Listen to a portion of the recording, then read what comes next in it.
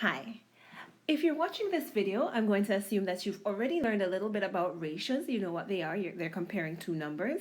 And you've probably already learned a little bit about proportions and how to solve them. And now you are ready to take what you've learned and apply it to something real world. So a real world situation often has something called a rate.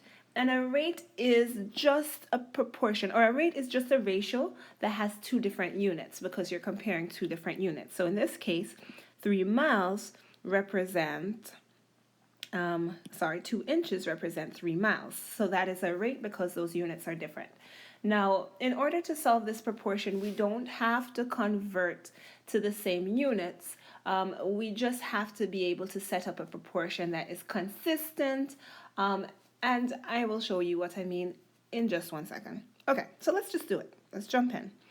All right, so here we have that on a map, 2 inches represent 3 miles. Now we are looking at the map and we see two locations, and those two locations on the map is 7.5 inches apart. And we want to know what the actual distance is between the location. Okay, so when you are setting up this proportion, what you want to do is make sure that you are keeping your units in to make sure things make sense initially. So here we have that 2 inches, and I'll write it in fraction form. 2 inches is equal, or 2 inches is being compared to 3 miles.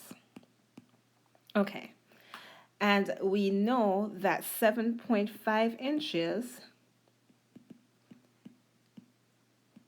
is the same comparison to some unknown number of miles. We don't know, and that's what they're asking for.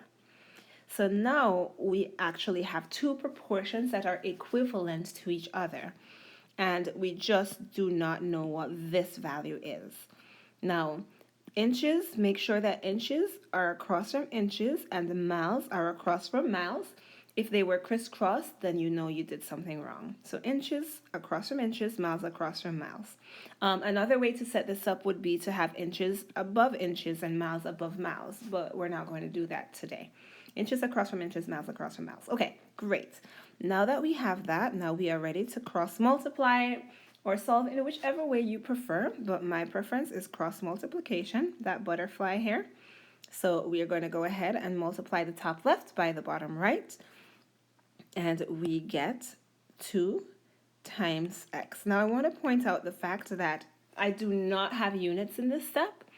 I don't want it to be confusing. I don't want it to look confusing. So after I do the initial setup, I no longer need to put my units. All right, and so that is going to be equal to, now we do the bottom left and the top right, and we multiply those values, and we get 7.5 times 3. All right, so now we can go ahead and simplify our right side. And when we multiply those two numbers on the right side, we get 22.5. And on the left side, we just have 2x. Now we're trying to isolate our x. And so since it's being multiplied by 2, we have to do the opposite of multiplying by 2. We have to go ahead and divide by 2 on both sides. And we get that x is equal to 11.25. Now, the question was asking about what's the actual distance between the locations. We cannot just put the answer as 11.25, even though we dropped the units earlier to help us ourselves not be confused. We do have to go back, read the question, and recall that we were trying to find the number of miles. And so we have to make sure that we go ahead and put our units back on to our final answer at the end. Our two locations are 11.25 miles apart. And that's it.